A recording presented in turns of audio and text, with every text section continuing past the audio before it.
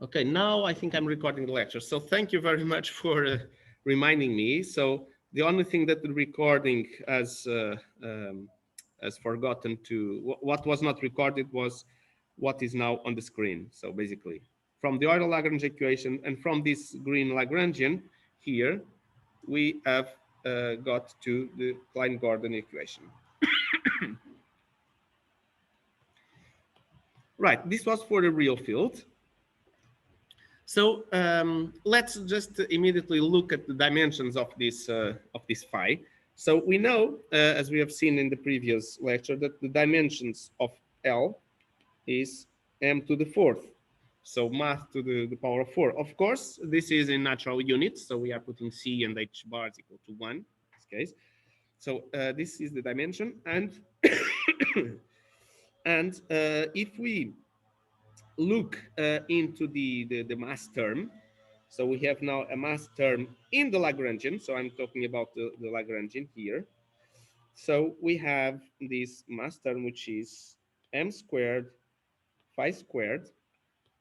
And we know that the dimensions of this should be mass. So let me just change for to minimize any confusion. So I will put here m to the fourth. This is an m to the fourth. So this has the dimensions of m to the fourth, which implies that phi, the dimensions of phi, is m. So the dimensions of a scalar field is 1. We typically say the scalar field has dimension 1. So from here onwards, when you hear dimension 1 is because we are talking about the dimensionality in terms of energy or mass. Right. But what if we now do the following? Let's define a complex field in the following way. So complex scalar. Let's define a complex scalar in the following way. Phi equal to 1 over square root 2, 1 over square root 2. And this square root 2 will become evident. Why do we need this square root 2 here? Phi 1 plus I phi 2. So we are doubling the amount of degrees of freedom here. So you may guess that we are also going to double the amount of Klein-Gordon equations because this is a scalar. So, but let's see how it is. So now I tell you that the Lagrangian for a complex field, let me write, this is phi Lagrangian, and here above, let me say this is above here, this was the var phi Lagrangian. So now this is the Lagrangian of phi. And this is given in the following way: G mu nu d mu phi, and this is conjugated d mu phi. Wait a little bit. That's exactly the point. There is this square root 2 here that I told you. You will understand why do we need this square root 2. But that's a good point, asking that, of course. So here, Marco in the room asked, what about the factor of 1/2? Let's get there. Let's get there. So minus m squared, and here it's phi star phi. So I'm not putting daggers because this is not a matrix. So I put simply complex. Right now. Let's expand this field, the phi. So this is equal to G mu nu, and now we can write simply d mu, and we are going to have the complex conjugation. So 1 over square root 2. Let me make here square brackets, and here we are going to have phi 1 plus I phi 2 d nu 1 over square root 2 phi 1 minus I phi 2 minus, now it's the mass term. Let's see if I have space here. So minus m squared 1 over square root 2 phi 1 plus I phi 2 1 over square root 2 phi 1 minus, actually the minus should be reversed, so here should be minus and here should be plus, so minus 2 plus I phi 2. On the first line is, it's also yeah, exactly. On the first line I should also reverse the conjugations, exactly. Good, good point, Oswald. Here I don't need to plus here and minus here. So this, we can keep on expanding this, and we are going to get the following. You may already see that you have G mu nu, and now we have, let me even do like this. Oops. So 1/2, here it's your 1/2, Marco. 1/2 G mu nu d mu phi 1 d nu phi 1 plus 1/2 G mu nu d mu phi 2 d nu, and there is a conjugation here, of course. No conjugation. There is no conjugation at all here. D nu, I just don't need this. D nu phi 2 minus 1/2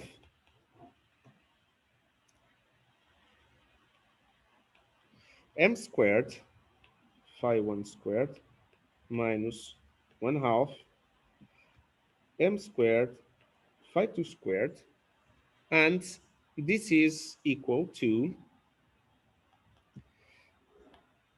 L phi 1 plus L phi 2, where I'm talking about, so basically two Lagrangians of a real field, two real fields, in fact. So uh, I'm calling phi in order to make the parallel with this phi here above. So we get two Lagrangians of this sort. So obviously we don't need to do all the steps, but from here we know that we get two Klein-Gordon equations basically. So that we can write simply as, so D'Alembert operator plus m squared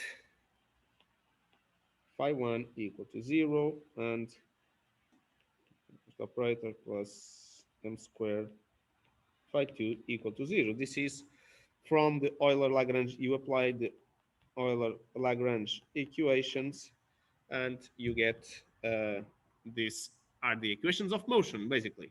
So just to retain the points here so far is that with a complex field, we expand it in terms of their scalar components, and you get two Klein-Gordon equations, one for each of the real components of the complex field. We have more. We have more to discuss here, because we can also take the derivatives, the Euler Lagrange equations, basically in terms of the complex fields. So let's do that. Let's then do the following: dl d phi conjugated minus d mu dl d mu phi conjugated equal 0. And here, if we take the derivatives now with respect to the original, so the L phi, so let me in fact identify here it's L phi. Sorry, I'm having a phone call. I don't know if it has to do with this. It's behind me, of course. So I just sorry because there was this issue with the lectures. I want just to make sure because they tried to call me twice. Maybe okay. Let me just say problem is solved. Um,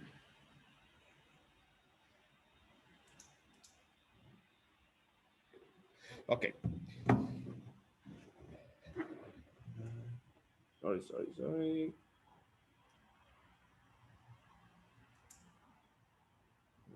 Okay.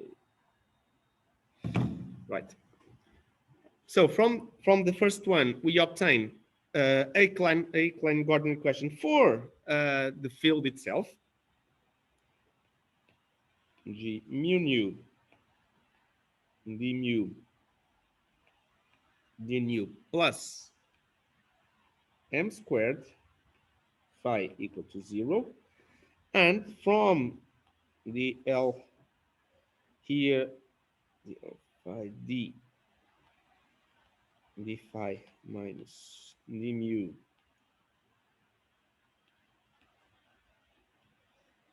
d mu phi. So we are taking derivatives with respect to the field itself, meaning that we are getting a Klein-Gordon equation for the complex conjugated field. So basically,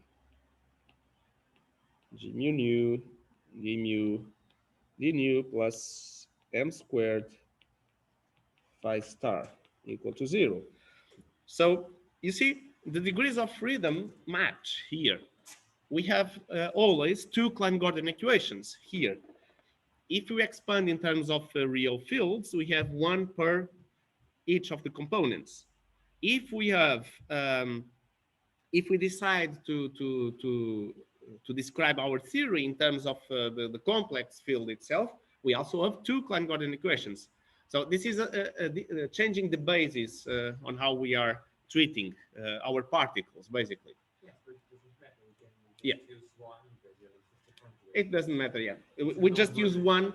So this just reflects the amount of degrees of freedom that we have. But we use just the real, I mean, even the Klein-Gordon equation for the field itself, and the other one is just the conjugation, as you said. So that's pretty much the thing. But these are indeed, so they are equivalent, these two. Now, of course, this theory is a free theory. So we so far we have discussed. So we discussed first a free theory, free scalar theory,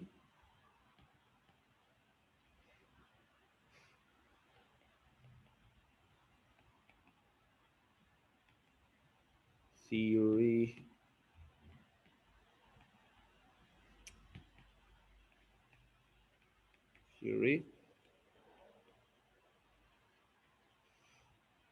sorry, a free theory. Sorry, I'm having issues writing this sentence. Discussed a theory for a free scalar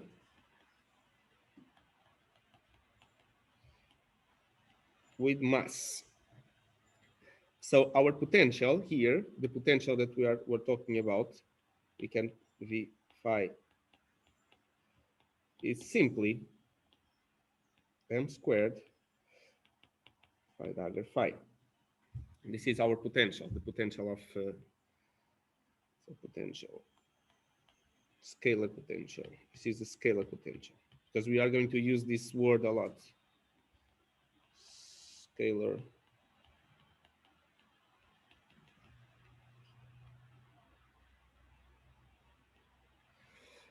so, and you can read, so in fact, the Lagrangian, the Klein-Gordon Lagrangian, so this Lagrangian that we are just can simply be written as G mu nu d mu phi conjugated d nu phi minus the scalar potential phi star. So this is also typically the way we write. So it's basically kinetic energy minus potential energy. Right. But what if we add an interaction term? So this is when things starting to be a little bit more interesting. Let's add an interaction term. Let's add a self-interaction. Just do that by adding the scalar method. Sorry, say again. Just add the The potential is the mass. The potential is only the mass. Okay. This is the potential is it's a potential of it's a free scalar with mass. So if it was massless, the potential would be zero, basically. Let's add a self-interaction.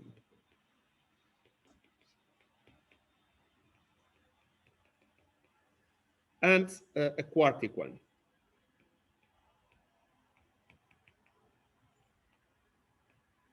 The quartics of interaction. So we rewrite our scalar potential in the following way. Phi star is m squared phi star phi plus, now we add an interaction term. So 1/4, this is just a combinatorial factor. Lambda, it's a quartic scalar coupling. Phi star phi to the power of 2.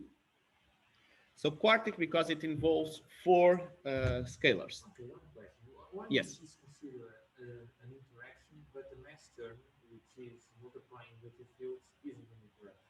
Well, the mass term is just like it's the propagation. Well, the propagation is given by the kinetic fields, but the mass term has the same dimensions as the kinetic term itself. So you can simply read that as the interaction there is the mass itself. Let's say you can call it as a bilinear interaction. So where the field interacts with itself conjugated, but it's not an interaction vertex. It does not make a vertex. It's a line. It's something. It gives a mass to a propagator. You have a propagating degree of freedom that can be massless or can have a mass. So this is basically making this, let's call, correction, or adding this information to the propagation of the particle. Whereas the other one, no, it's a vertex. It can be a scattering, it can be annihilation, so it can be something like that, or co-annihilation. So two to two process. Yes, Osvaldo. So So it makes sense in that case or does it make sense to think of a term that's got higher order derivative, adding a kinetic term essentially? can you just speak louder for people here? So just the idea of instead of adding an interaction or self-interaction, to add a kinetic term. I don't know if it's doesn't even make sense physically, but mathematically. I'm trying to understand. Once again, I'm trying to understand your your question. So you are asking if it makes sense to add more derivatives than. No. It physically it does not make. It doesn't make sense because this has the dimensions of. It's a kinetic energy here. If you start adding more derivatives, you are just. It doesn't really make sense. I don't even know if that.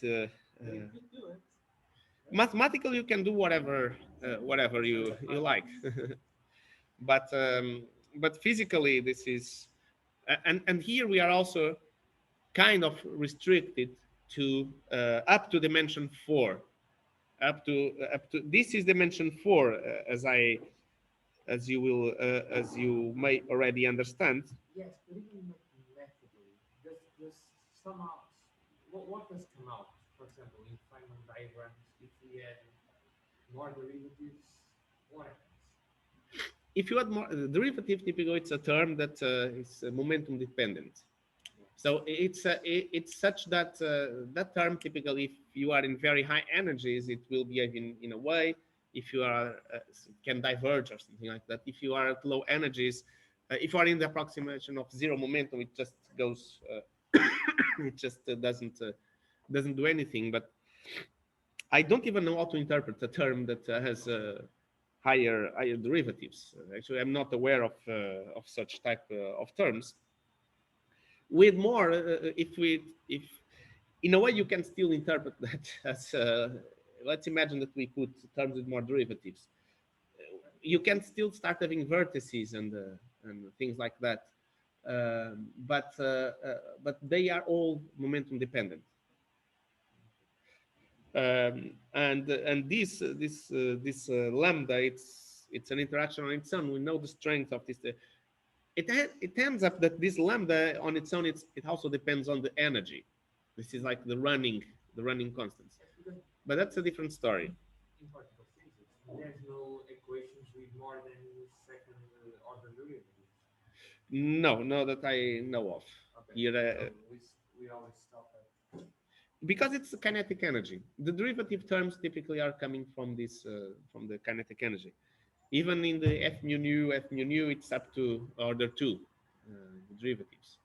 So f mu nu contracted with another f mu nu, you have up to two derivatives. Exactly. So, um, but here, what is now what I'm putting now on the screen? It's uh, it's a theory which has a self-interaction, a quartic interaction. In fact, in terms of Feynman diagrams, I can to have a quick glance. You can write this in this way. So if you say that a scalar is given by this dashed line, you can have like phi conjugated here. Sorry, phi here. Put phi. Let's put a phi conjugated here. So let's say that this is going in this direction, and here and here. So this is a phi, and here this is a phi conjugated. So of course I'm assuming that the time is going in this direction. So the phi conjugation, the ones that are phi conjugated are kind of propagating against the time. So that's why I put the conjugation there. So it's like it's the antiparticle in a way. So this is a way how to read this. We are going to come back to this. Um, but what I want to discuss now is how does the Klein-Gordon equation looks when you do this. So if you take the derivatives of this Lagrangian,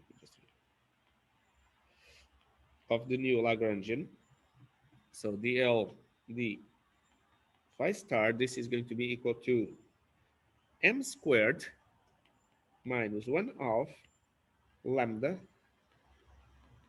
phi star phi times phi.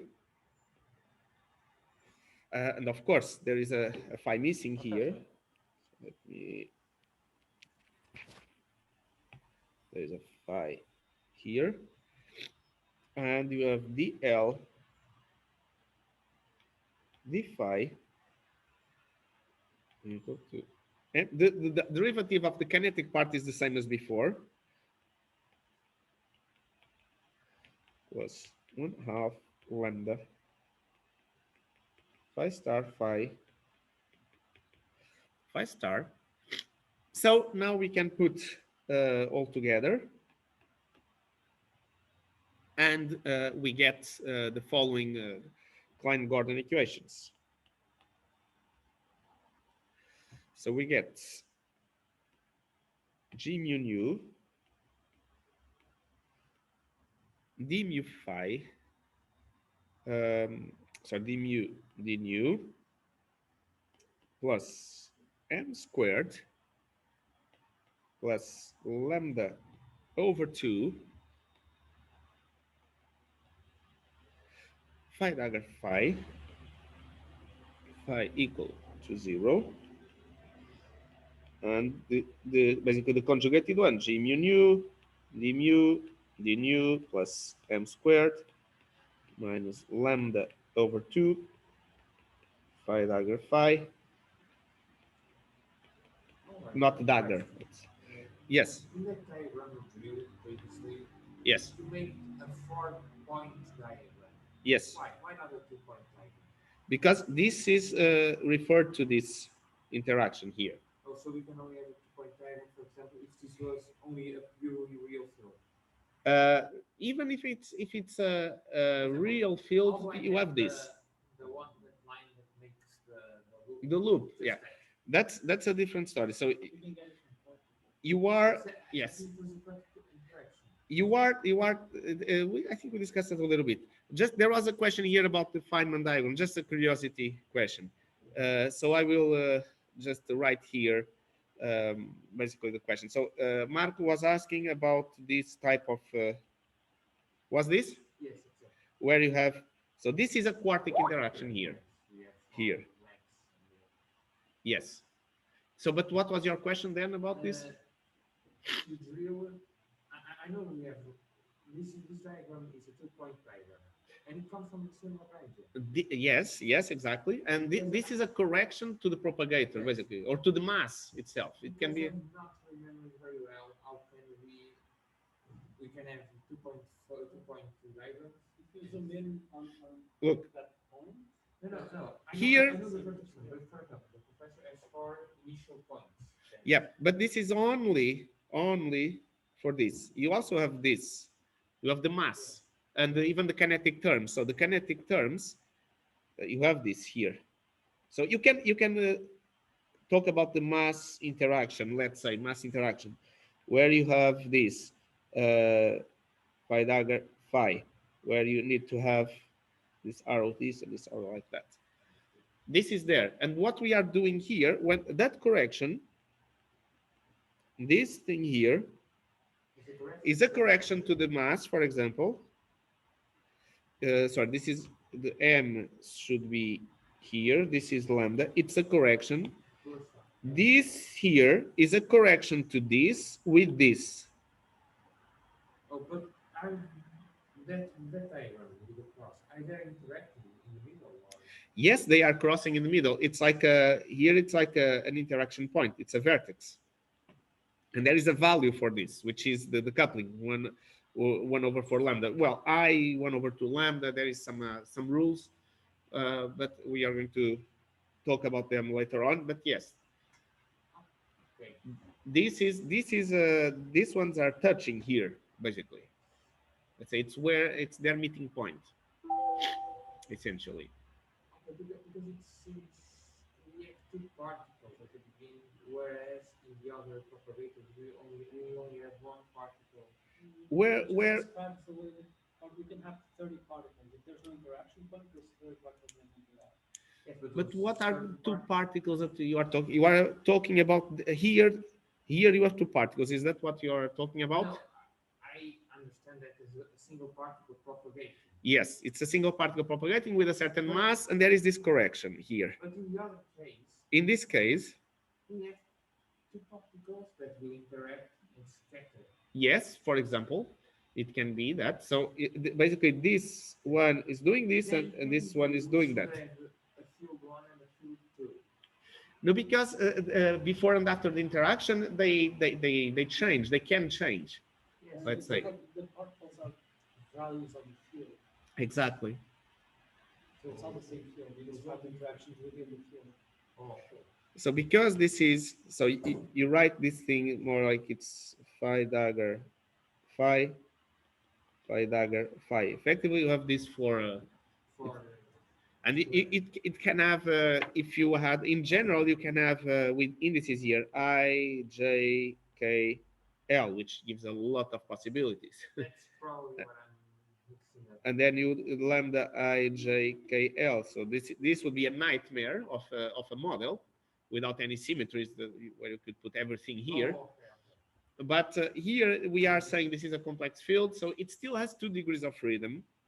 But this you can understand this as a scattering. So this Okay, now I understand it. this particle goes. You can read this in various ways. This goes like this and scatters off this one, or you can even read like this and So, read like that. So you what can. you're saying is that we consider the fields to represent the same particle. Yes, this is only one particle interacting with itself. Oh, okay. That's the thing. This is the same particle interacting with itself, and it can, you can read this in the following way. So the a particle goes, meets its antiparticle, and then the one that was particle transforms or converts in its antiparticle, and the antiparticle transforms in its particle. Now it Or makes the particle goes all the way through and it scatters off an antiparticle. You can read, and there is an interaction strength for this, which is given by lambda. If lambda is very small, this interaction basically dies off. If it's big, it's a strong interaction. Still, we want this to be perturbative, so we don't want this lambda to be much bigger than 1. This is one of the restrictions. We can talk more about that in due time.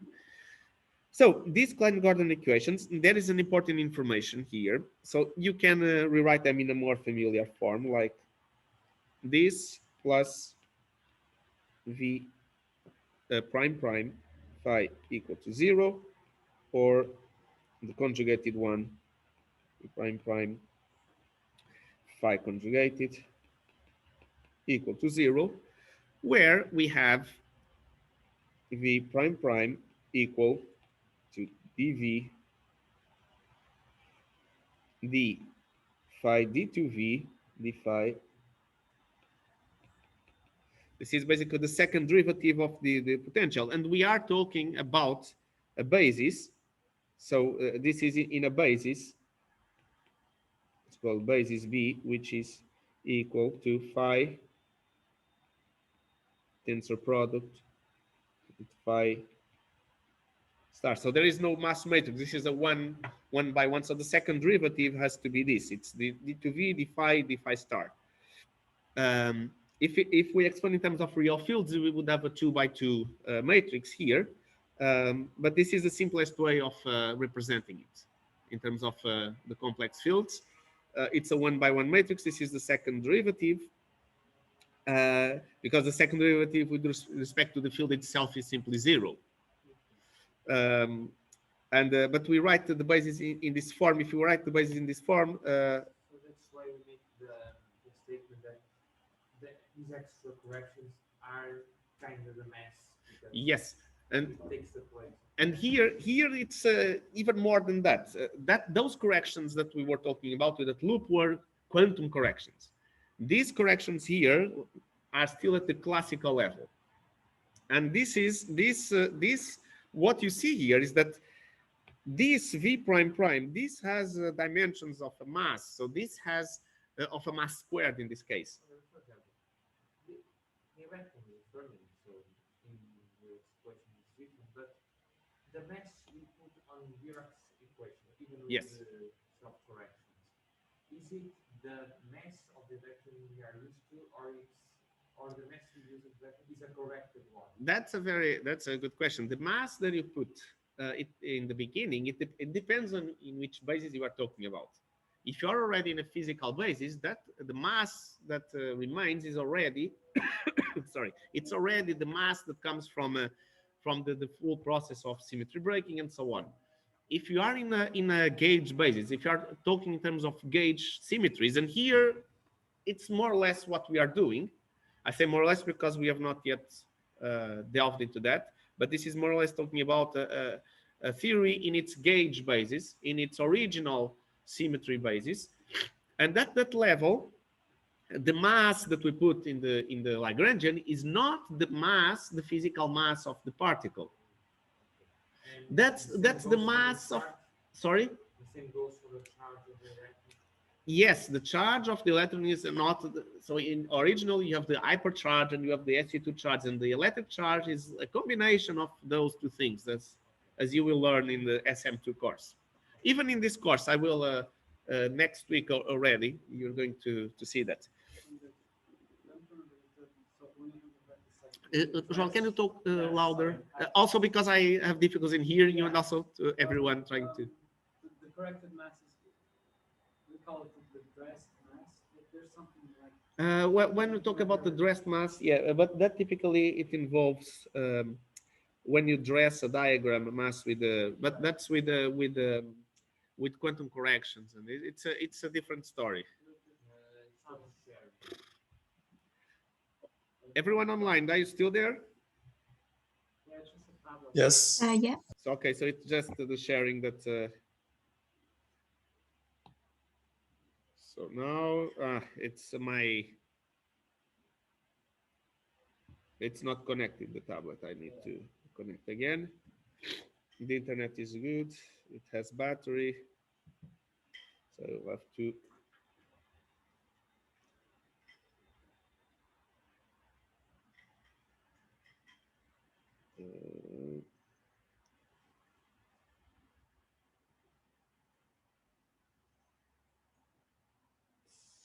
Not wanting to. Come on.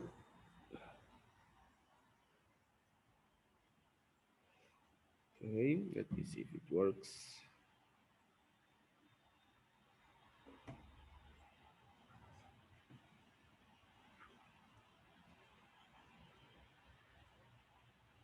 Yes, I accept all cookies.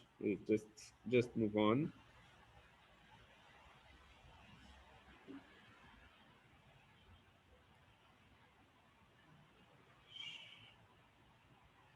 Okay, let me try. Now start.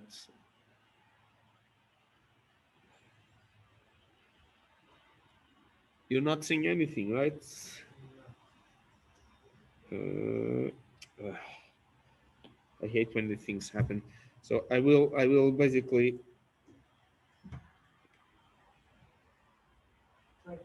Yeah, it's what I'm going to do. I will log out from well, only in the tablet, not from the computer.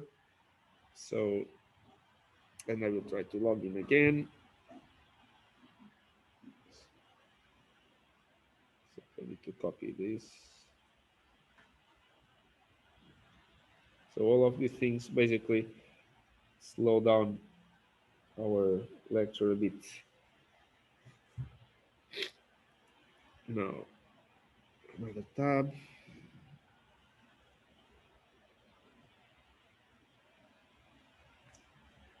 Let's move there. Please, fast. This is so annoying.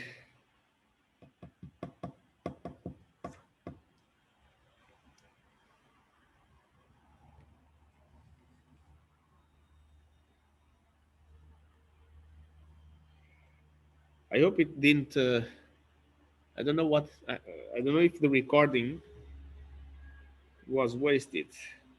I don't know. The recording is on. The recording is in the other computer, and it's on. Yes, it's on. Because here it's not. So I will really restart the browser on the tablet. It's really not working.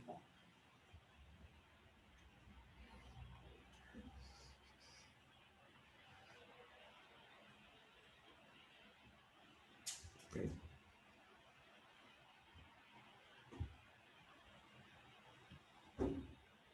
Seems to be a connection problem, but it's in the room.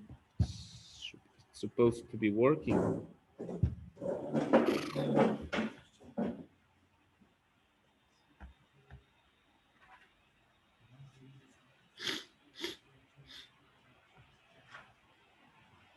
Come on.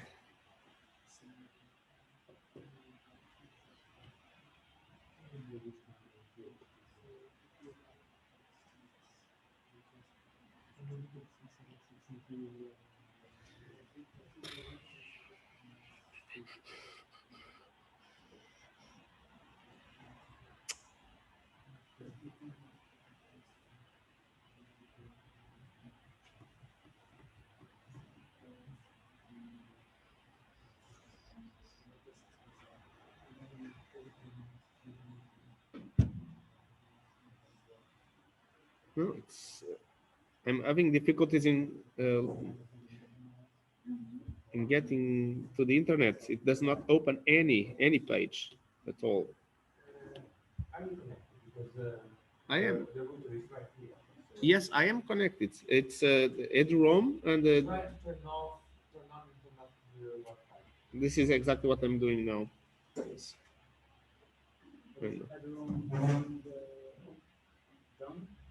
No, because in the laptop it's working, and I think everyone, yeah, this but is. the internet on the tablet working It is. outside. It is. At least it was. Now I Yeah, switched. because everyone is hard to connect. Yeah, sometimes it is. I switched on again. Let me see if it's going to work now. Okay, now it seems to be working. At least now I can go to my email.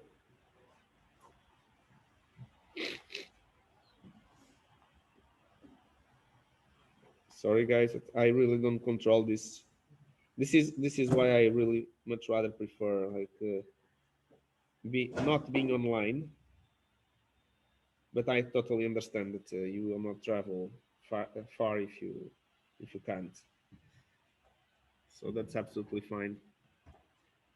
I'm not blaming any of you. Right. Okay. Let's open. Now I need to accept myself, I guess.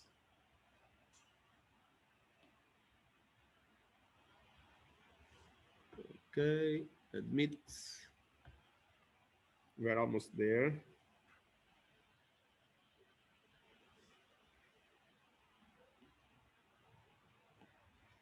Okay. Now I have to share the screen.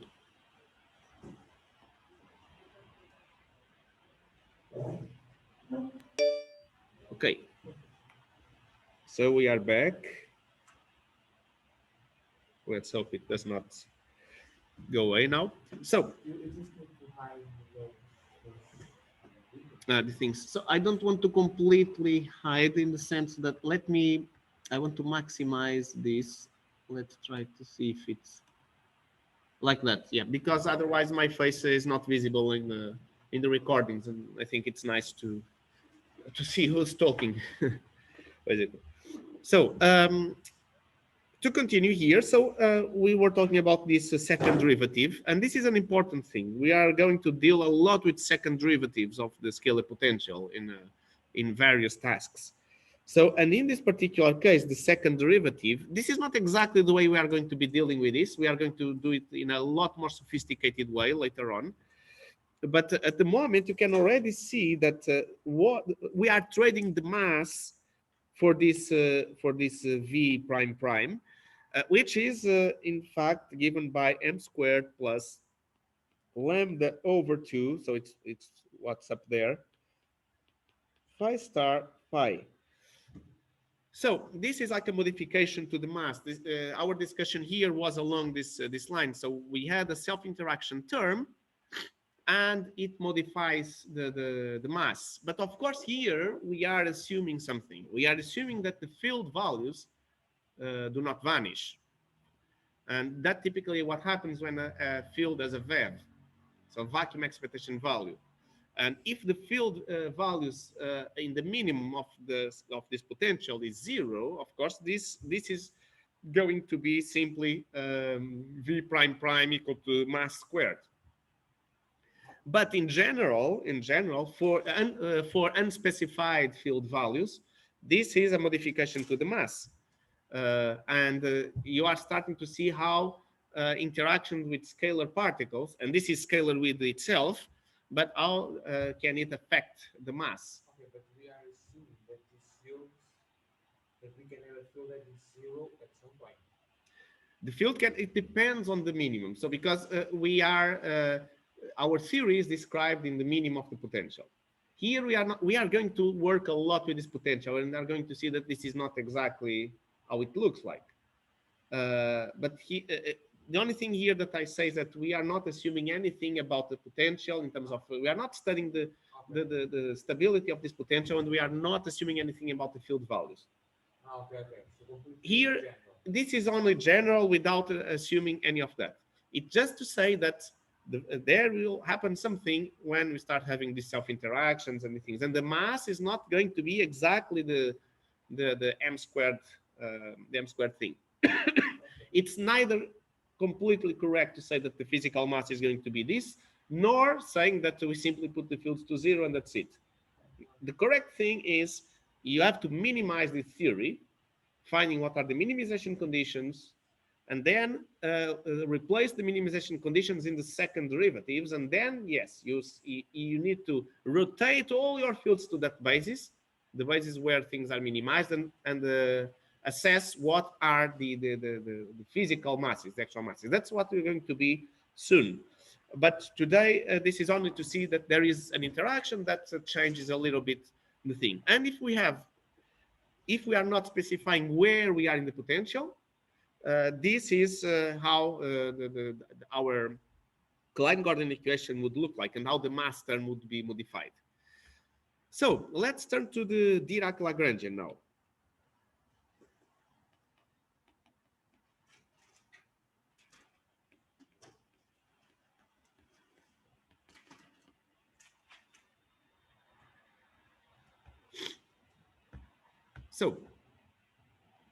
So let's recall first the Dirac equation, and let's expand the Dirac equation.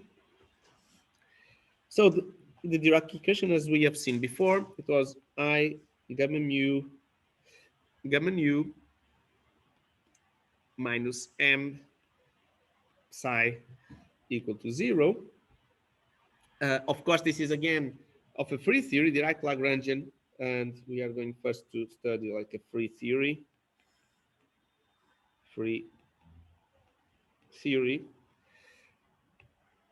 So if we expand this, we have I gamma naught d naught, which is the time derivative, psi plus I gamma kappa d kappa psi minus m psi equal to 0. And it's important to get the adjoint. I think we have did we already derive the adjoint Dirac equation before? Maybe not. I think we maybe not. I think so, but this is not difficult. So to do that, what we do is let's do the Hermitian conjugation of this here. So now Hermitian conjugation. Just to study the Lagrangian, we need to know both the Dirac and the adjoint Dirac equation, at least the way I'm presenting things here. So I gamma naught d naught psi dagger plus I gamma kappa d kappa psi dagger minus m psi dagger equal to 0. And now we can use minus I d naught psi dagger gamma naught dagger. So these are matrices, so we invert the order. Minus I d kappa psi dagger gamma kappa dagger minus m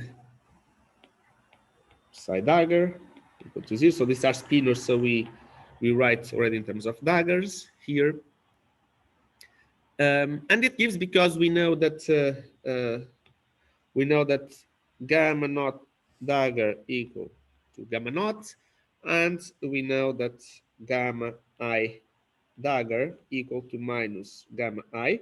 You can confirm this just by looking into, I can show you because I have it here. I can quickly show you, not here.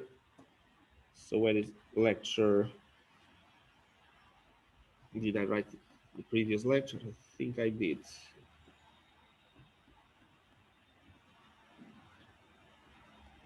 Oh no, I didn't. So it was in lecture 2.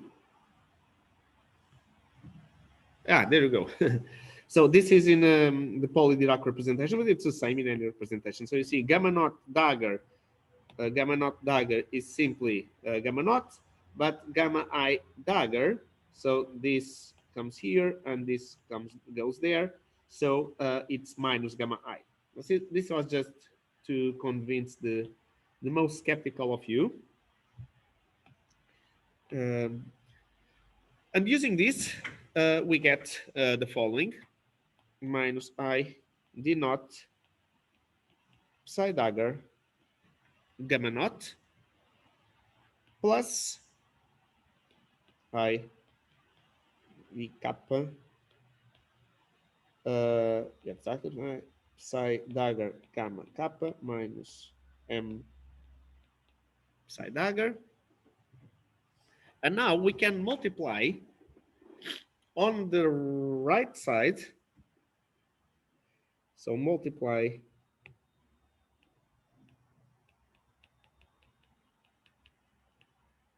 by gamma naught on the right hand side, from the right hand side, basically, not on the, but from the right hand side.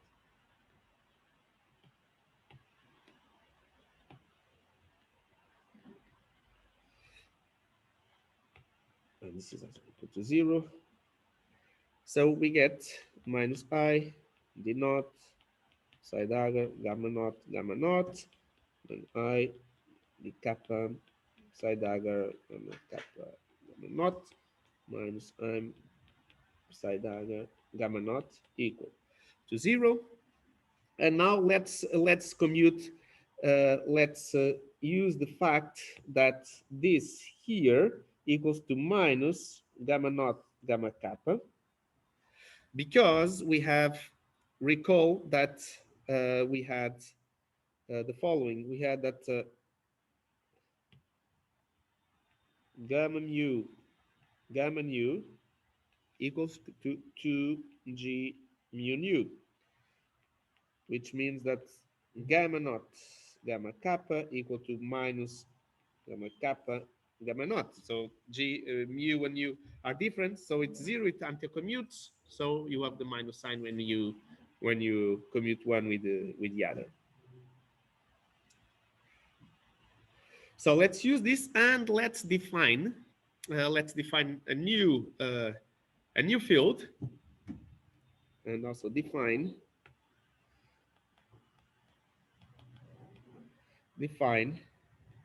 psi bar equal to psi dagger gamma naught. And in fact, this is quite important, because psi dagger psi is Lorentz invariant,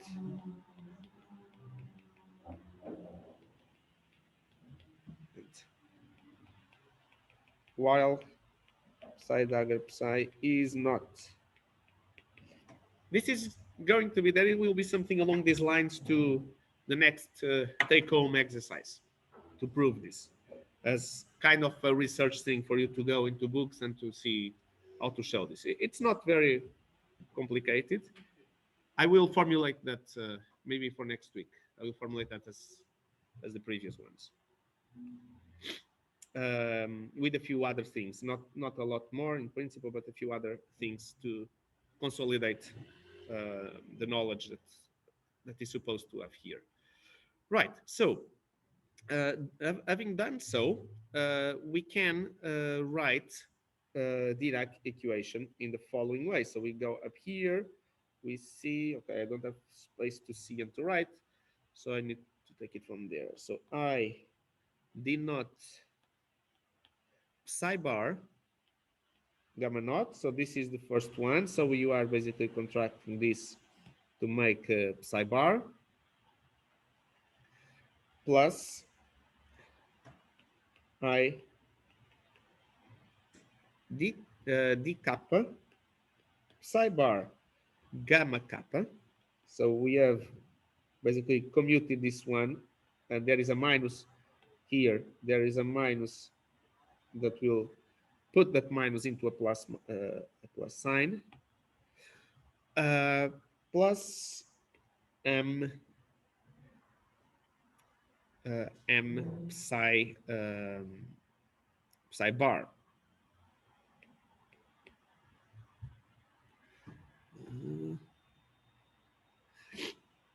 In fact, what happens, I jumped a step In fact, what happens is that we get minus signs everywhere, and these minus signs they become plus signs.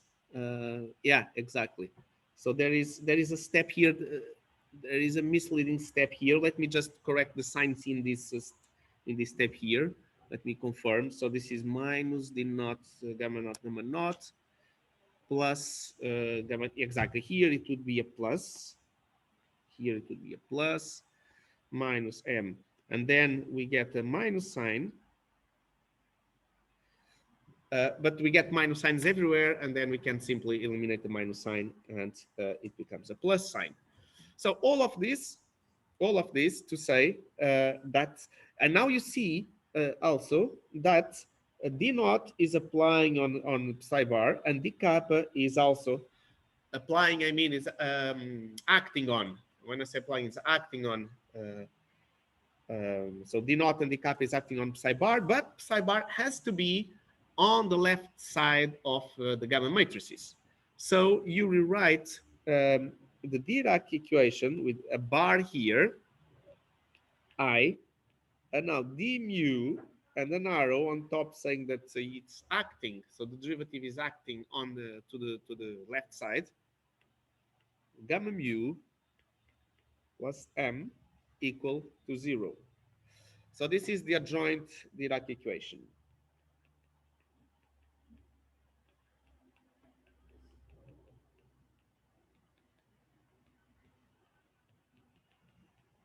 So we need to know both, so the adjoint and the non-adjoint, in order um, to look into the Lagrangian. So the Lagrangian of this, the Dirac Lagrangian, can at last be written in the following way. So Dirac Lagrangian psi bar I gamma mu d mu minus m psi equal, sorry, no, this is the Dirac Lagrangian, so that's it. This is the Dirac Lagrangian, and of course this d mu is acting on both sides here. So we should put a double arrow. We can put the double arrow, yeah, exactly. We can put, let me put a straight one. This, we can put the double arrow, just to know that it's acting on both sides. And when we take the derivatives of this Lagrangian, we need to take into account that it's acting towards the left side when we are taking into account the psi bar, and on the right side if it's to psi. I have a question, not quite related to this, but Mm-hmm. for example, our Dirac equation that we use is written in Cartesian coordinates. What if we use the spherical coordinates? How do the gamma matrices change? Because they depend on Pauli matrices, Mm-hmm. which are directed for x, y, and z. But Mm-hmm. if you use the spherical coordinates, which matrices you need to find?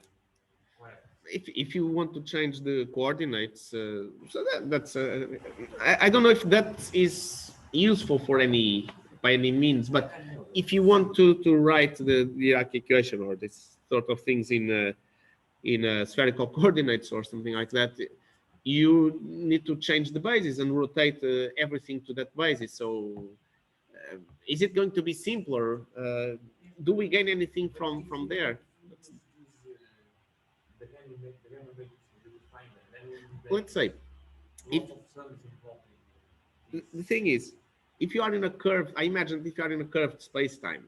And it's related to that because in general relativity, Yes, this needs to be exactly. completely independent. In general relativity, so basically G mu nu is no longer the Minkowski metric, and so it starts having, and there is particle physics done on that on those grounds. We So it's who will and replace the right covariance. exactly so.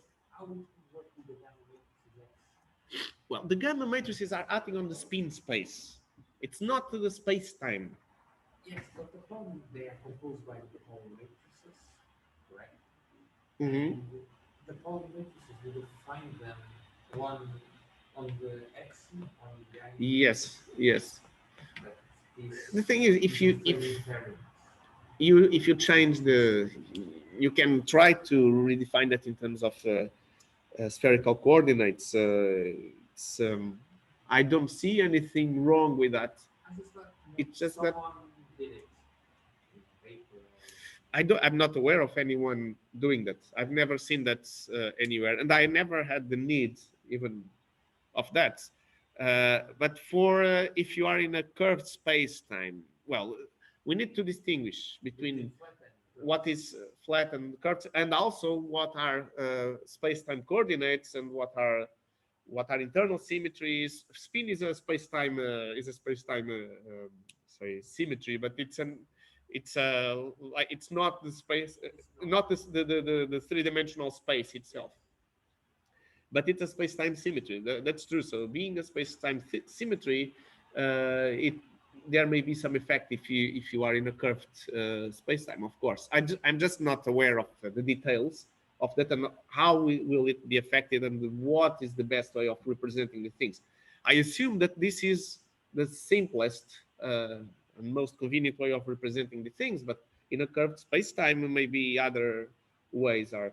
I just what I agree with you in the sense that whatever representation you decide you choose to use will be correct if everything is consistent. If you do the basis transformation properly, but then you need to do everything and maybe gets more Just for complicated. example, when we are trying to find we're trying the hydrogen atom problem with the Dirac Mhm. with the Dirac equation. I don't remember well how one goes on to solve it, but you want to use One the spherical uses, coordinates to get yes, I think there's some usage of spherical coordinates there, but because we have angular momentum there, we have spin and angular momentum. So exactly. and also well, when you have angular momentum you have this x like the space-time x, y, and z actually, and you also have the coupling between both. So you need, if you write one in one basis, you need to write both in the, so basically you need to be consistent. um, but yeah, immediately I don't know what are the, how does it look like in spherical coordinates, but surely there is a correspondence. Right. So, and out of this Lagrangian here, I let me call your attention to the mass term here, uh, that we can simply write m psi bar psi, and this is to get the dimensions of a spinor. What are the dimensions of this? So we know that Lagrangian, once again, it's of dimension m to the fourth. So m to the fourth is the dimension of the Lagrangian. And this is equal to m, which has dimension m to the power of 1, let's say, uh, dimension of psi bar, dimension of psi. The psi bar and the psi have the exact same dimensions, but together this one have dimension m to the power of 3, which means that the dimension of psi bar, which is the same as the dimension of psi, is m to the power of 3 halves. So we typically say a spinor has a dimension 3 halves in terms of mass dimensionality. This information is very important when you are building Lagrangians, and because it's we need to take into account the symmetries and write all invariants under those symmetries. But we also have to take into account like the renormalizability of the theory. And if you want to write a complete theory, we can only write up to dimension 4 terms. If we say that our theory is not complete and is an effective theory, then we are free to go up to dimension n, whatever we want. But for that, we need to know the dimensions. We can start writing things like, for example, psi bar psi to the power of 4. Let me not be that complicated. Of power of 2 times phi, something like that. And then this would be dimension 3 here already dimension 1 here. Sorry, no, here it would be 3, 6. Dimension 6 here. Here, dimension 1. So this all together would be dimension 7. Dimension 7. So m to the, so this would be a 7-dimensional operator when you talk about quantum fields, because when you talk about quantum fields, you expand these fields in terms of creation and annihilation operators, and that's why you say this would be dimension 7 operator overall. This would be a non-renormalizable case of a theory that is not complete, and in other words, it's effective. That which means that we are parameterizing our ignorance of a fundamental theory when we go over dimension 4. What this necessarily means that Louder, please, so that everyone can listen a little bit more. What this necessarily means that if you wanted to build a theory with a number of particles, Yes. phi 1, phi 2, Yes. phi 3, phi 4, Many phi's, yes. phi 5 up to Yes. some n. There's a limitation to the Yes. type of interactions. Exactly. If Exactly. you wanted to have some vertex where phi 1, phi 2, and phi 3 interacted Mhm. to produce phi 4 and phi 5, then that would be That, only if the dimensions worked out correctly. yes. Then you have to be very careful about Exactly. connect. Exactly. So that is, you have to be very careful about. So Oswald was asking if we have a theory with various phi's, so n phi's or 5, 6, 7, doesn't matter. Then, of course, first we need to ask what are the symmetries. But let's assume that those are real fields and there are no symmetries. So at least, so this means that all possible combinations of this phi 1 to up to 5, 6, or 7, all those combinations are valid. But we still have one thing, which is we need to pose in the beginning. Are we going to build a complete theory or are we going to build an effective theory? If we are building a complete theory, it's easier in the sense that we know that we can only go up to dimension 4. So we cannot write an arbitrary operator with so an infinite combination of the fields that we postulate. If we say, no, the theory is not complete, so it's an effective theory, so we can start going to terms that are above order 4.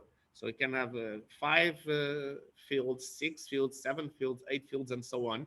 But the thing is, those terms, those terms, they are still generated from a more fundamental theory. And if that theory is at a much higher energy than the one that we are writing, when you go to higher and higher dimensionality, it means that those interactions are increasingly suppressed, because they are suppressed by powers of 1 over the new physics mass scale. That's one of the things that that is telling us we cannot expand this all the way to infinity with all of them being sizable interactions. So typically the first or the 6, 7, 8, the first orders are the most important typically. But now let's move to the Lagrangian.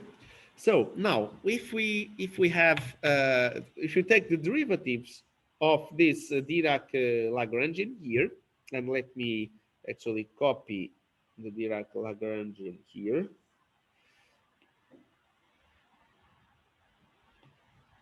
And let me put this here. And let me just erase this here. So we have this. And now let's take derivatives. Dirac d psi bar equal to I gamma mu I gamma mu d mu psi minus m psi, and the L Dirac d d mu psi bar equal to 0. There is no d mu psi bar in this order, as we are doing here. Actually, the derivative operates on the left, so Here, yeah, that's why this is 0, because this is operating. Here I'm explicitly saying that this is operating like that, which doesn't exist in the here above there. okay. You see? So here it's, to be more Yeah, explicit. but if we expand everything, we could write without the arrows on the derivatives, Mhm. and we would get a derivative of psi bar, We would get psi bar d mu, something like that, of course, like this. which is the same thing as Uh, d mu. no, because of gamma mu. Yeah. Oh, oh, oh, That's the thing. There is a gamma mu here to play with, and we cannot just ignore the gamma mu here. yeah, you can, It can be what It does not commute with the psi's. but can the gamma mu be put out of the derivatives? It's constant. Yeah, but yeah, right. It's a constant indeed, but it's okay. I see. But this, the thing is, the way the Dirac equation is written here, it's already in a condensed form, Yes. such that when we write this way, we are necessarily explicitly saying that here the operation is to the left side. There is another way of writing the Dirac equation that I didn't bring it here. I had to think a little bit. It's a little bit more clumsy, but it's more complete in a way that you write all terms and you see all derivatives, and Because I you end up. see in one of the books that you mentioned Mhm, that sometimes the Dirac Lagrangian is written without the arrows. mhm. Because one of the terms that comes out with the arrows actually vanishes to zero when we integrate over the when Mm-hmm. we are trying to derive Yes, yes. the Lagrange equations. But sometimes people write with these arrows because the Lagrangian must be real and these Mm-hmm. Lagrange Mm-hmm. is real. So because I was used to that other Lagrangian, and in fact that second equation was zero. It Yes. was trigonometric, but here Yeah, I see what you mean. But well, here, or maybe this is my own notation. So here I'm really demanding the operation of these derivatives to be on the left. So it's operating on whatever it's to the left of the derivative yes. in this here in this. Sorry, I want to do this here. This is something that I'm demanding here. You see, I'm not demanding the opposite. So and this the thing is that I don't find this operation in here. So I find the opposite. So I will give an example of that. So there will be, well, it's going to be the opposite. So the conjugated one. Uh, but in fact, when you do this way, this is like sort of a faster way of writing things, and this what is being done here in principle, from what I understand of what you're saying, it's encoding those details that you were talking about, of the operation going one side, and you explicitly see the arrows going to one side to another side. I guess that's what's happening here. There is a more expanded way of writing the Dirac equation. I can look for that, and we can see that one next time. Um, but here, this I want to be clear that this arrow, it's really meant to be on this direction and not this direction here.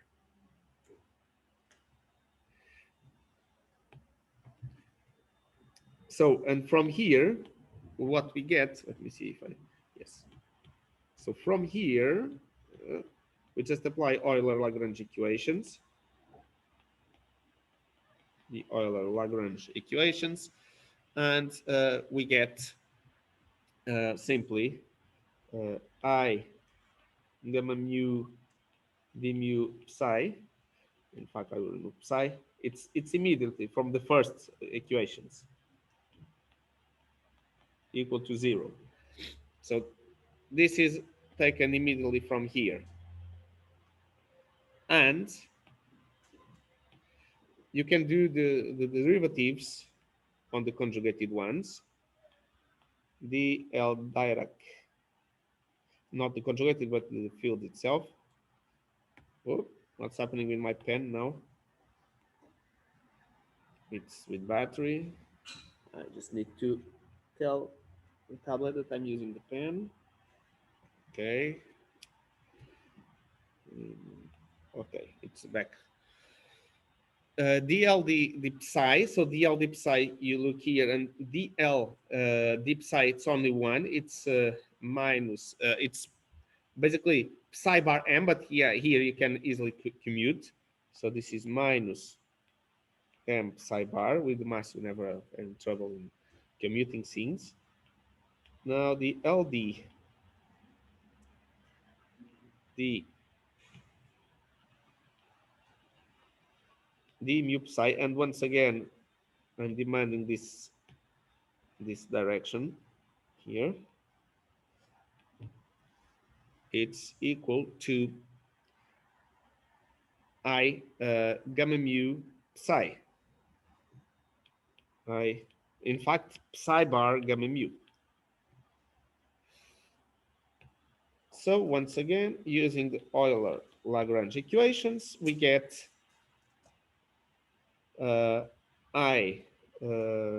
yes, we get psi bar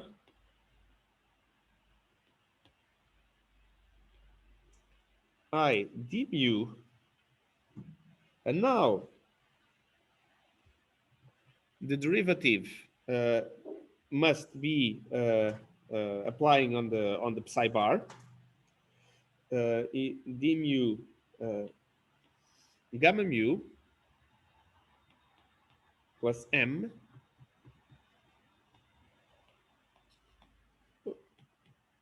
equal to 0. And this is the adjoint Dirac equation that we have derived here.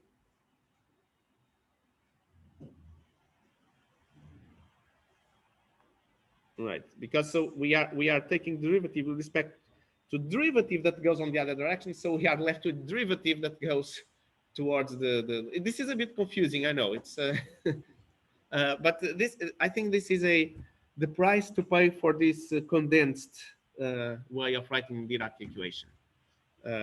It's a lot easier to read things like this. At least I no longer work with Dirac equation and Klein-Gordon equation and these sort of things. I work with Lagrangians. At professional level, work with Lagrangians. If you are doing quantum mechanics or some classical things, yes, then you want the equations of motion and so on. But and this way of expressing Lagrangian, it's more convenient. It's simpler. You use less space. But then I agree that there is a certain price to pay for taking these arrows can be a little bit confusing, the way to express them. Maybe that's a good suggestion. I can revisit this for one next time, even, and writing Lagrangian in its full form. This book, for example, I checked the Lagrangian is written without the arrow. Yeah, yeah. I may get that book as well. It's yeah. That's that maybe that's more pedagogical to write to use the other that way, not the arrows, not the arrows. The arrows is just like a lazy way of writing. This is a lazy notation. Let's call that way. Okay, let's make things more interesting here. Let's add an interaction term, but an interaction term with a scalar. So this is the first time we are going to have two different types of fields interacting here. So adding an interaction term, or add an interaction term. And this interaction will look like this minus y phi. So this is a interaction term with a scalar phi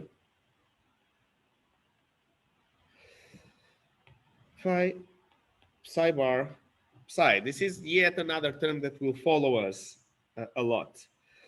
This is this y. This is a Yukawa coupling.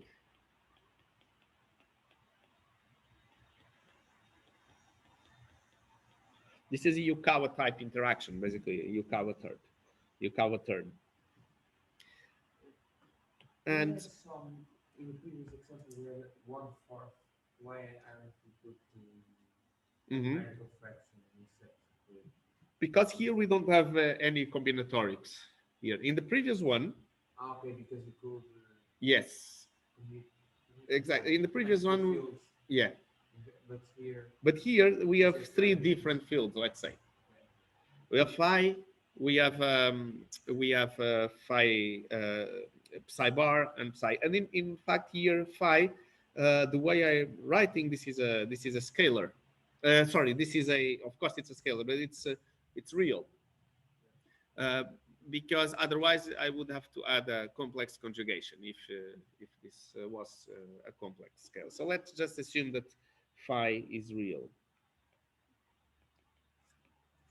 Typically, I use this phi notation for complex ones, but here let's take this as real. So how does Dirac equation now looks like? So we just use the lazy notation again, but so we take this dl d d psi bar. So we know we get to the result that we wish by doing things in this way. So I gamma mu d mu psi minus m psi minus y phi psi, and the other one is 0.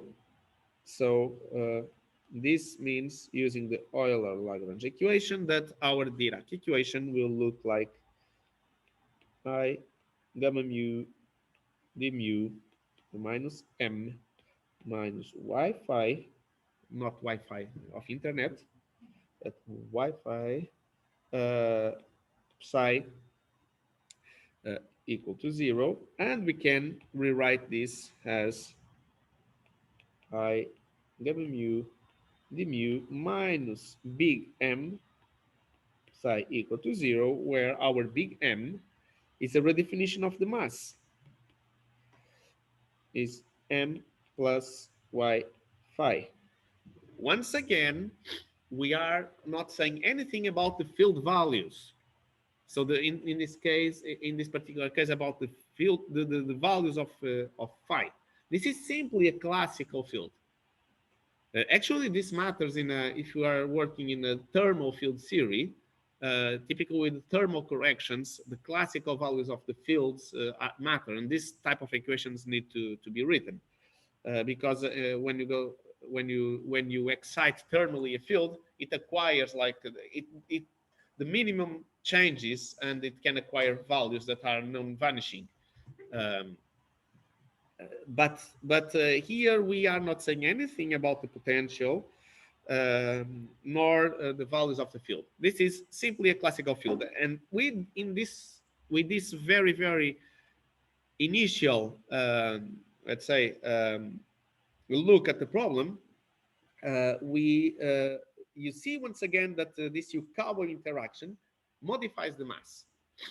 And it's indeed, so the Higgs mechanism, it's intrinsically connected to this, because it's this type of interaction that will give mass to the to the fermions. So in fact, if you had a symmetry or something forbidding you, telling you that ma n would be 0, then the mass of the particle would be simply y phi. So when we, for example, the previous videos, we measure the 100 and something Yes. Which mass is that? The capital M or the lower M? It's closer to the capital M. Okay. It's closer. It's not, it's neither, but it's closer to the capital M. When we say the mass of the electron, is it the lower or the capital M? When you talk about the electron mass, so this was the question if you didn't hear online, it's the M, this M here is this small m is 0. So when you are talking about the electron mass, you are basically talking about this y phi, where phi is the Higgs and y is the interaction strength with the Higgs. So the mass of the electron and all fermions in nature have m equal to 0. So that's why they are called chiral fermions. If you already did a bit of those exercises, you may have already seen what is a chiral fermion and while equations and the chiral limit when the mass is 0. So that's why we say they are chiral fermions, but then it comes the Higgs mechanism and makes this deviation from pure chirality. So and so So when I'm using the free field equation, for example, someone asks me to work with a direct yes, which mass should I plug in the end? right. So if, but that's a different story. Let's just make things clear. So the question here is, Marco asked, what if someone tells me, look, you have an electron with this mass, write down Dirac equation for electron. I would simply come here and say, so the Lagrangian of the electron is I gamma mu d mu minus me psi e. And this would be, sorry, this is the Dirac equation, sorry. And that ME is the 10 minus 31. Yes, exactly. This would be the electron mass. But here, I'm already, you are already telling me this is the electron with a certain mass. You are already telling me you are in a QED, in electrodynamics. Because I know the mass, I know it has a mass, I know it's an electron. So I know the eigenfunctions, I know the mass. I am already on that basis. Exactly.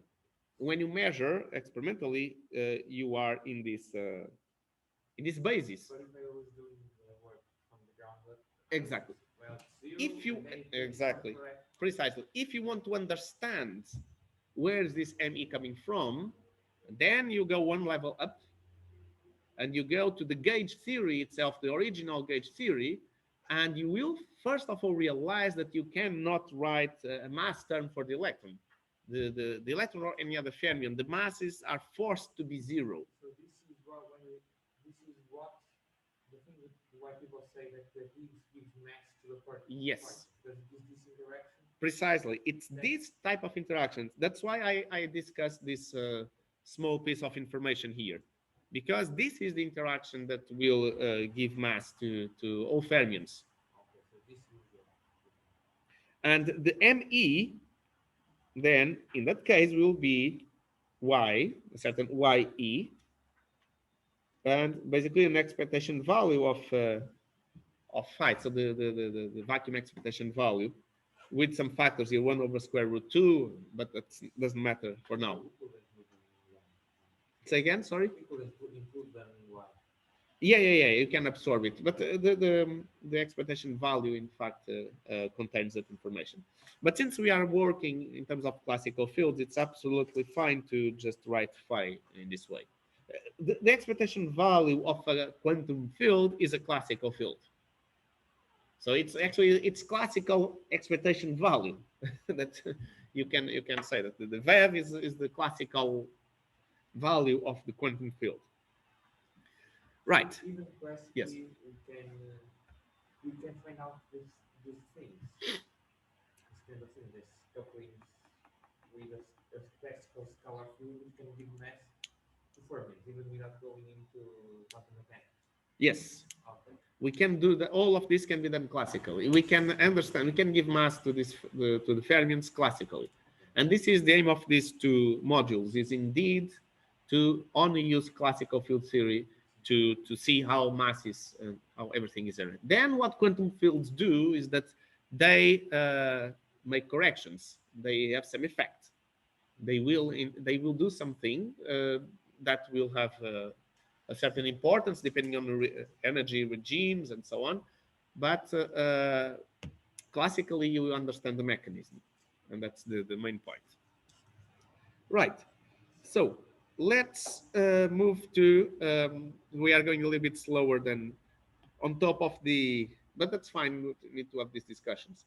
But on top of the delay to start, we should move now, and let's move to the Maxwell Lagrangian, and here more interactions will show up now. So now the Maxwell Lagrangian.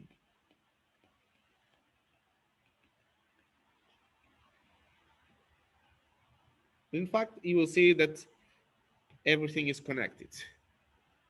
Everything, I mean, all that we have been talking so far.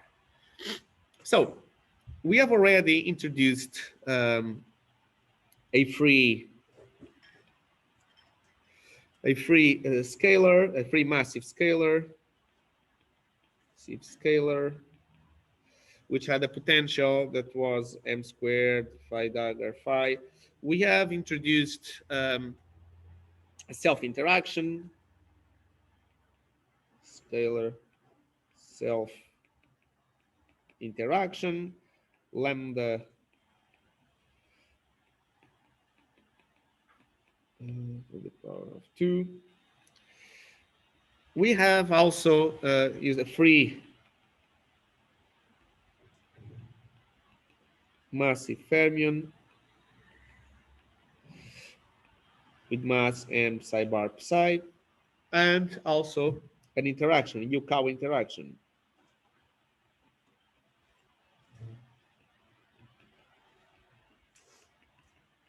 Action, which is of the form y phi psi bar psi. Now, so we have introduced spinors, and scalars. Let's now introduce vectors, essentially. So I will straight away write down the Maxwell Lagrangian. So the Maxwell Lagrangian is given by, so this is an interaction term in general. Let's say if the theory was non-abelian, 1/4. This is once again a combinatorial factor. F mu nu.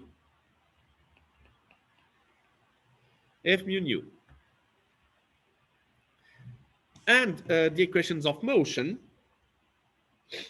So the equations of motion, or the Euler Lagrange equations, in fact, are given by dl Maxwell d a nu minus d mu dl Maxwell d mu a nu. Here we will need to pay some attention, equal to 0, some attention to mu's and nu's. So the indices here, we need to be careful with not repeating indices in an inconsistent way and so on. So the most convenient way, let's lower all the indices, because we are taking derivatives to a mu with the indices with lower indices. So let's lower all the indices, and that we do in the following way. Basically applying the metric. Or we are going to write the indices down and apply the metric to bring them up, basically, and use that representation. So let me see if it's still recording, because it's giving, okay, it's still recording. So we have L Maxwell can be recast as minus 1 over 4 G alpha delta G beta gamma F alpha beta F delta gamma. And now we have, it's like the same as having mu contracted with mu and mu contracted with nu, essentially. And what is this equal to? So this is equal to minus 1 over 4 G alpha delta G beta gamma. And now let's expand. This is just the electromagnetic field strength tensor. A beta minus A beta A alpha, and multiplying by the delta A gamma minus the gamma A delta. Right. So we see immediately that from here that dl Maxwell d a nu equal to 0, because it's only a function of the derivatives of the fields. So this part is 0. But it's not the same on the, and now we need to work out a little bit this term. So the second one, dl max d mu a nu mu a nu, this is equal to minus 1 over 4 G alpha delta G beta gamma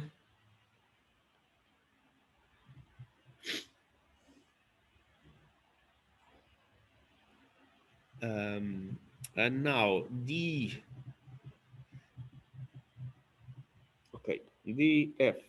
alpha beta d mu a nu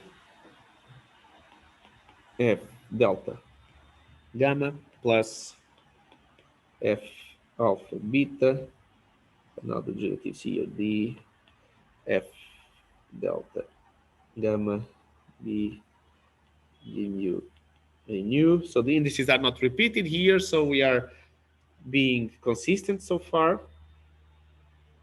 So it's generic, so we will have a bunch of delta functions here, Kronecker deltas, that's what I mean. Now we can, on the second term, so make the replacement, replace. So these indices are dummy indices. The indices that are being summed, we can rename them accordingly to see if we can have equivalent things here. So replace basically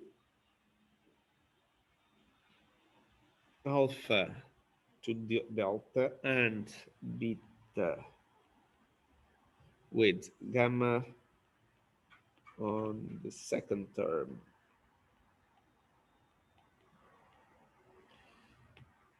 And here we get with this the following.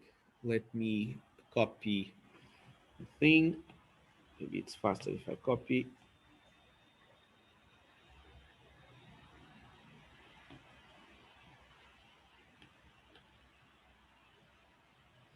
And let me also do something here.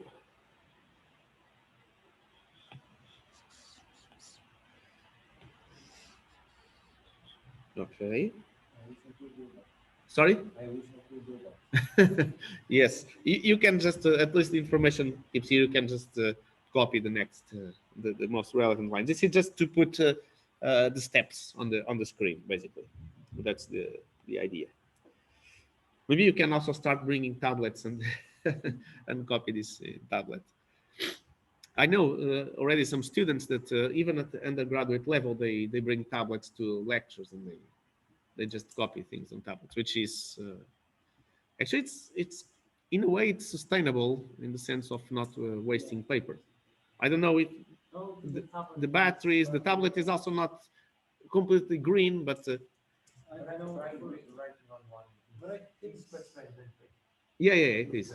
I think When you get used to. there's a number that's I think for ebook readers like a number for Yes. how many books you have to read on it before it becomes a sustainable. It's like 60 something. So it's actually considering how much paper you waste. Mhm. I have 60 books worth of notes probably. Yes, that's of course, this is not immediately linear, but Yeah. right. So let me just see if I need to replace a few things here. Let me make sure that I did get lost here. Yeah, because we have to. I think I it's a bit kind of almost pointless to have that. Well, I will just move this. So this bit comes here. This one goes. Oops. This one comes here. And now I have here, of course, the 1 over 4th will still be there. So G delta alpha, G gamma beta,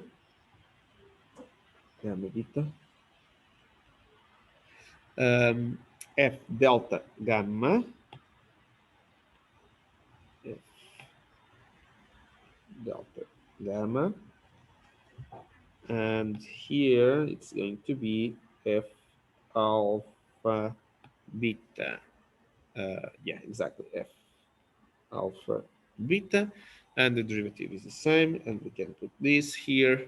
Okay, so this is replacing this. So you see that we can see that this is exactly the same thing on both sides, essentially.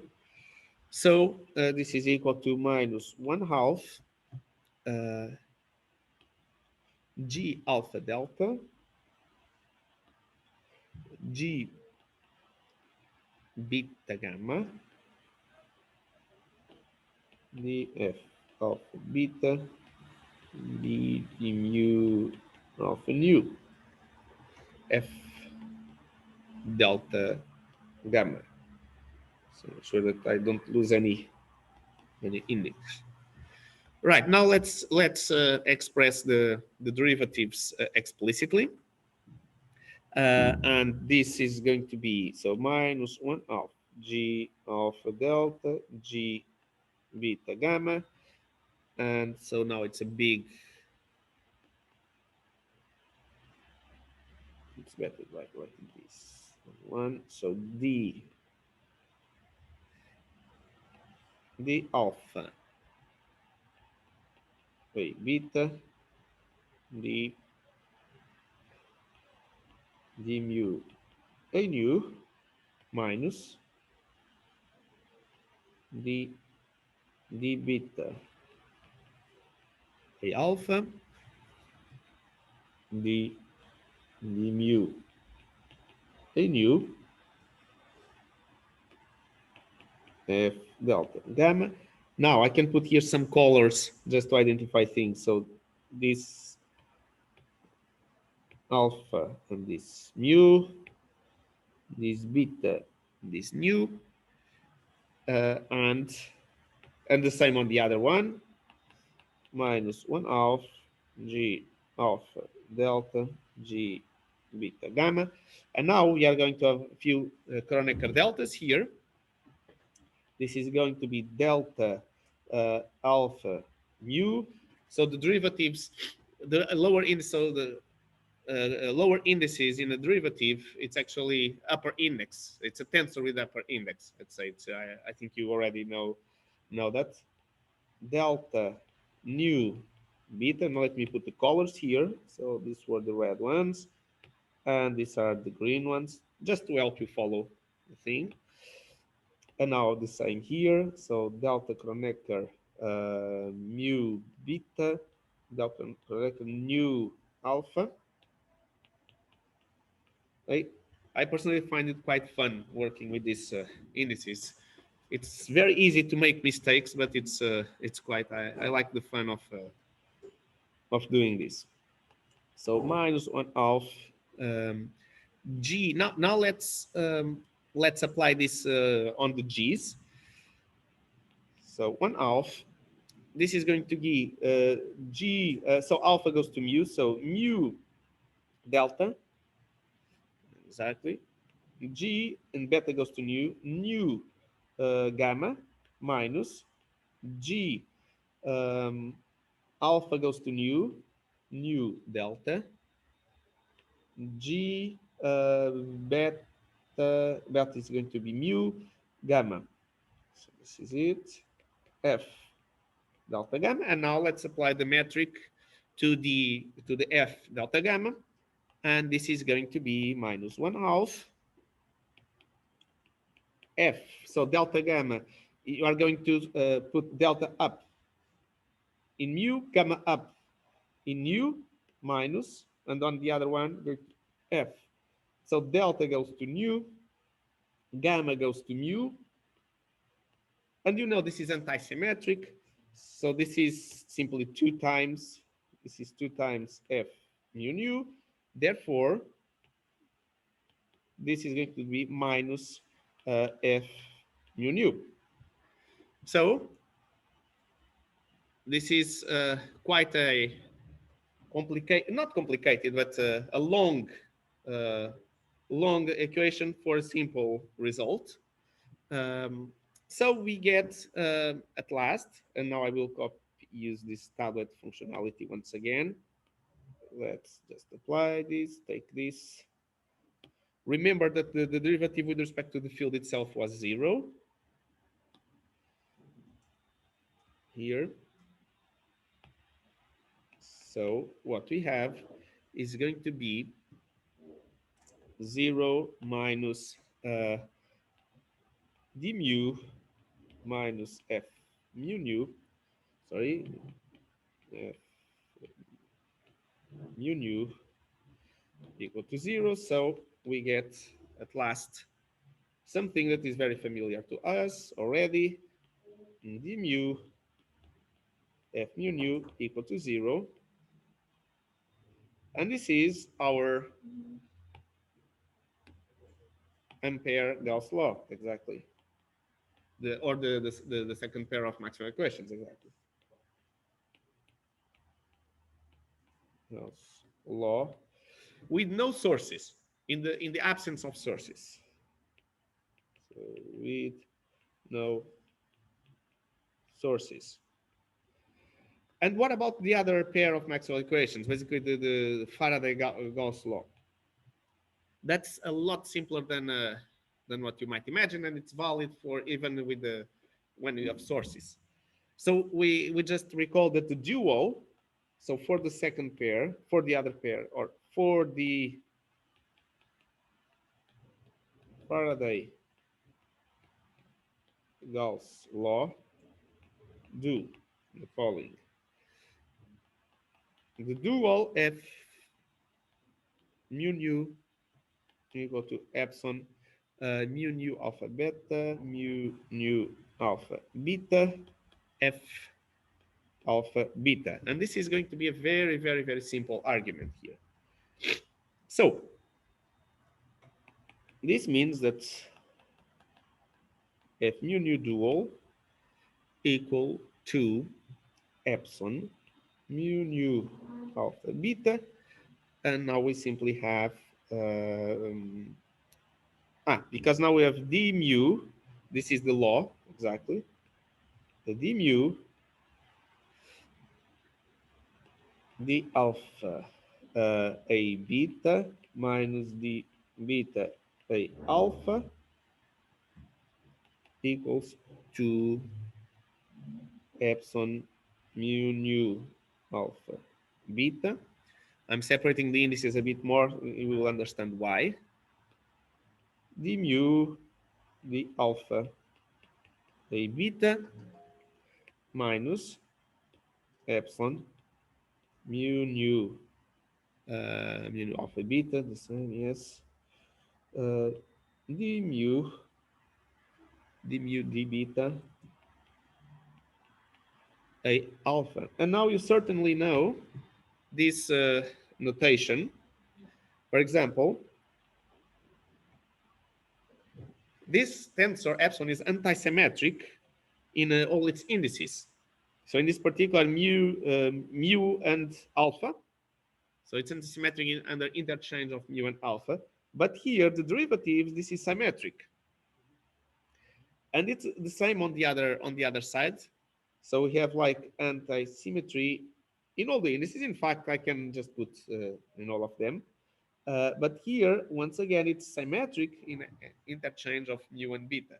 So you are multiplying in each of them um, a symmetric tensor by an anti-symmetric tensor and doing all possible sums. This means that the net sum is 0 for each of them. If they were both symmetric or both anti-symmetric, the net sum would not be 0. But this is summing the same. A minus A, basically. It's A plus B plus C minus A minus B minus C. This is the result of the sums at the end. So even individually, each of these ones, this is 0, and this is also 0. And therefore, we conclude that d mu f star mu nu equal to 0, as we already discussed in a different context before. And even if you have sources, it doesn't matter. This is independent of the sources. This is simply vanishes no matter what. And this is consistent with what we know about the non-existence of magnetic monopoles. This requires an extra term in the Lagrangian. What does require an extra term in Lagrangian? Can you be more?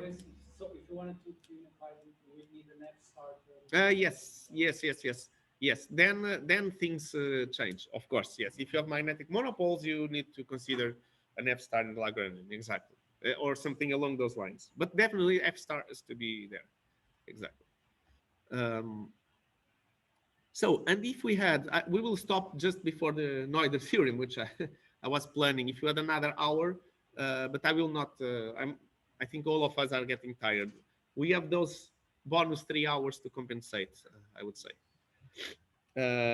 So now let's put an interaction now. And now the interaction is going to be equal to minus, let's add this current, G nu current, A nu. So this looks like an electromagnetic current. We can take this A as an electromagnetic field. Let me just turn the light on, even if it's because it's getting way too dark.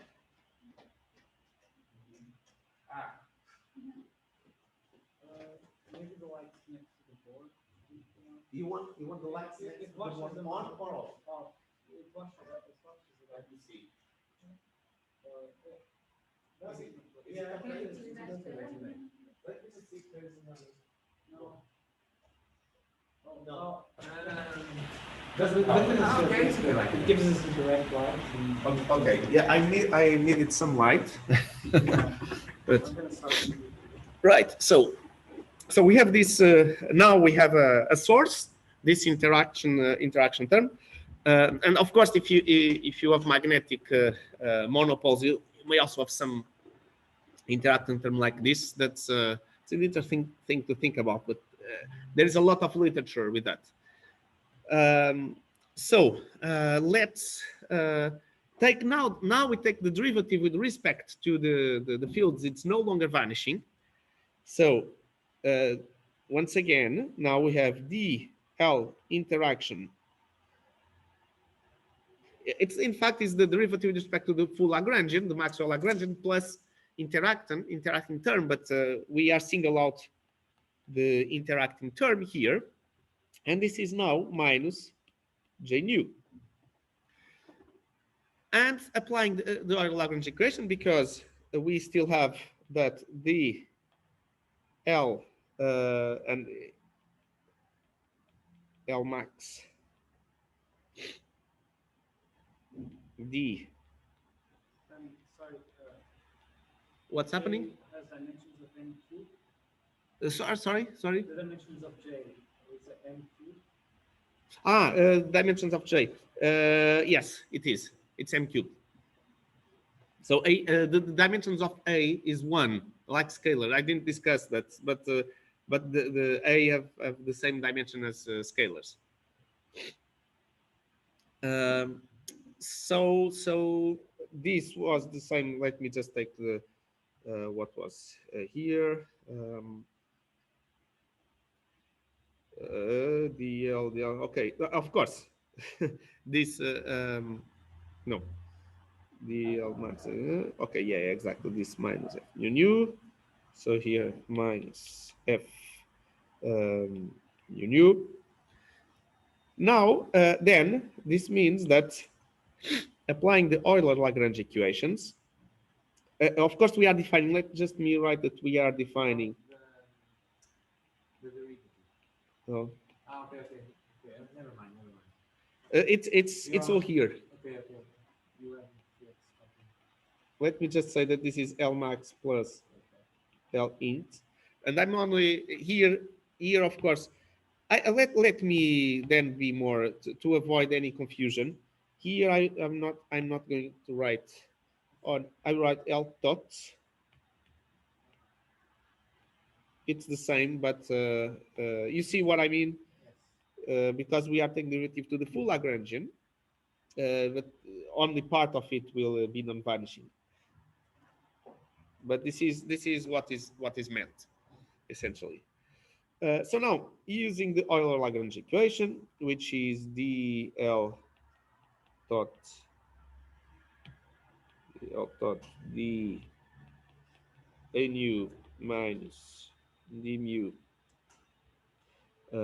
d l dot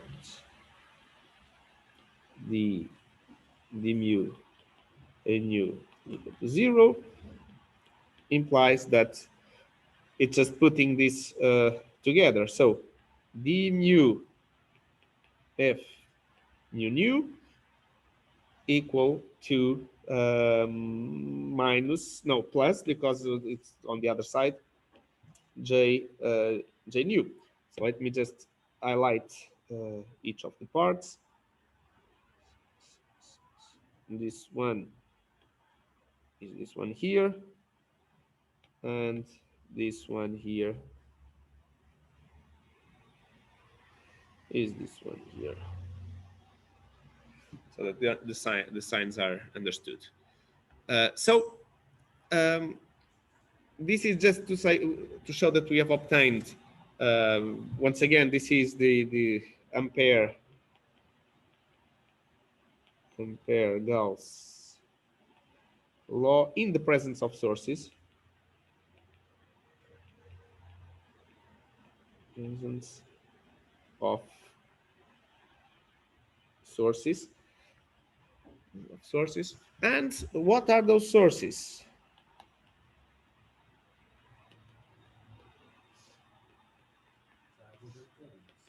Don't miss the next episode. Because we don't. Dragon Ball. I'm just trying to make a Dragon Ball analogy. Yes, so this is, we are going to start with Noether theorem exactly on this point, on the next one. All right. Lossless charge from the gauge invariance becomes electric charge. Yes,